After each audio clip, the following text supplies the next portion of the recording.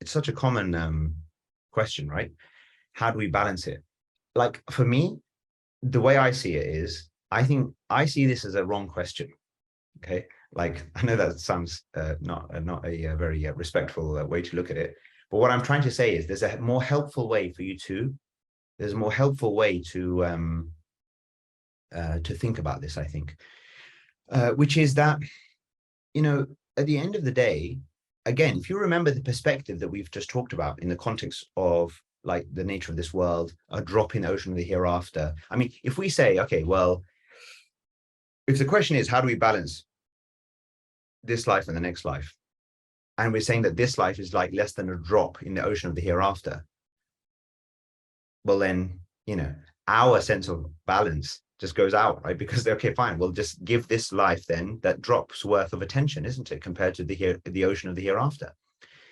I think the problem is, again, is in the way we're thinking about a lot of these issues, is that sometimes what we do is we think, for example, many of us, in truth, whatever we might know in theory or whatever we're told, we don't see our work, for example, as otherworldly. We see our work to earn money as worldly.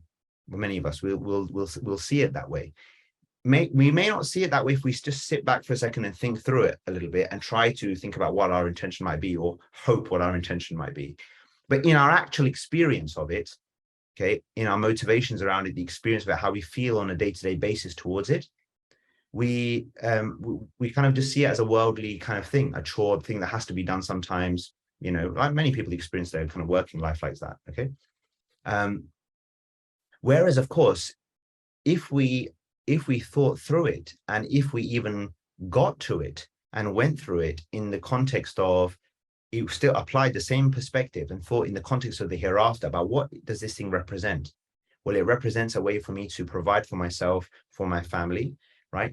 To give us like, essential provision, to have a dignified kind of living and existence, etc., what have you. And Allah says to seek of the bounties and of the provision of this world, but also to be able to use this wealth in a way that is productive and useful and supportive of the community and the mission of faith, etc., which is, obviously prime.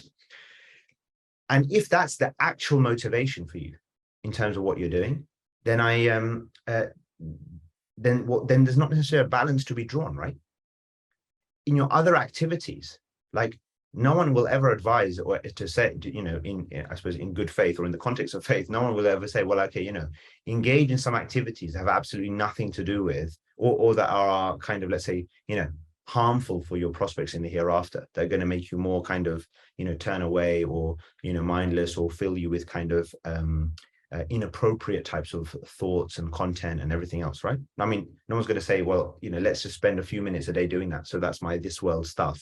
No, but it doesn't have that. So the point is, the way I see it is that actually, if you process everything in your life through the context of the hereafter, you will get this life and the next. That's the wisdom. And I've seen it written in many places, right? And in the Quran, you will see it there, like that kind of approach. And there's some prophetic narrations to that effect as well. And elsewhere, others have commented on it. And frankly, in my life, I feel that I've experienced that. Like whenever I just put no care on this world whatsoever, I don't think about it too much. I just think purely in the context of what is the absolute best thing in the context of the hereafter from my perspective. And then I follow that course of action, all the worldly stuff just sorts itself out. And you know what? Even you see many kind of many actual writers and these kind of like self-help sections of the sort of Amazon or bookstores or whatever, who write from a kind of sort of faith or spiritual perspective about how to sort of do life, right? They'll all speak about this. They'll all speak about that. They all say, we'll go from, pursue the path of, of meaning, of love, of devotion, of things that are truly like kind of that are deeply felt and held in terms of your worldview and faith and all of these things.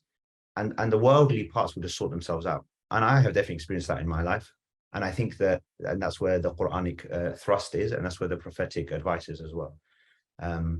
What was a prophetic example anyway? We always say, yeah, let's follow the sunnah, let's follow the sunnah. What was a prophetic example? I mean, on which day of his mission did he really pay much attention to this world?